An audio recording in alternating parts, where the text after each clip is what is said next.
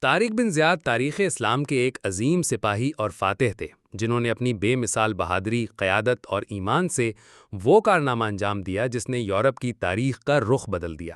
ان کا تعلق بربر نسل سے تھا اور وہ شمالی افریقہ میں پیدا ہوئے۔ ابتدائی زندگی کے بارے میں زیادہ تفصیلات دستیاب نہیں، لیکن یہ طے ہے کہ وہ ایک سادہ مزاج، نڈر اور فرض شناس انسان تھے۔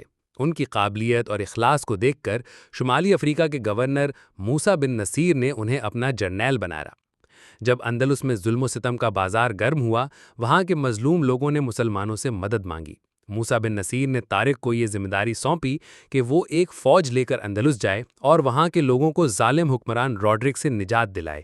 طارق بن زیاد نے اللہ پر بھروسہ کرتے ہوئے 7,000 کا چھوٹا سا لشکر تیار کیا اور سمندر کے پار اندلس کی سرزمین پر قدم رکھا۔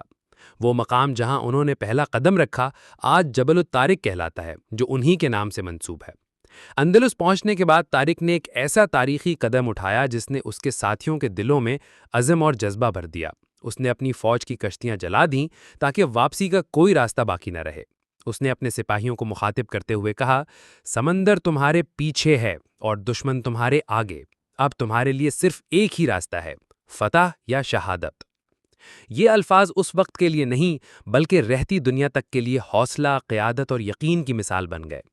جب طارق بن زیاد اور روڈرک کی فوجوں کے درمیان جنگ ہوئی تو مسلمانوں نے بے مثال دلیری کا مظاہرہ کیا۔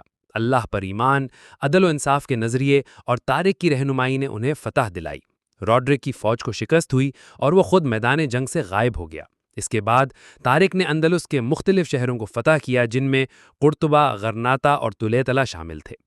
اندلس میں مسلمانوں کا یہ قدم صرف ایک فوجی فتح نہیں تھی بلکہ یہ علم، تہذیب، انصاف اور ترقی کی شروعات تھی۔ طارق بن زیاد نے نہ صرف زمین فتح کی بلکہ دل بھی جیتے۔ ان کی قیادت میں قائم ہونے والی اسلامی حکومت نے یورپ کو ایک نئی روشنی دی جس کا اثر صدیوں تک رہا۔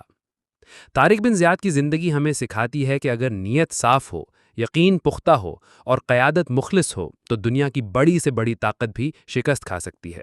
وہ نہ صرف ایک جرنیل تھے بلکہ تاریخ کے روشن ترین ستاروں میں سے ایک تھے جن کی روشنی آج بھی ہمیں راستہ دکھاتی ہے۔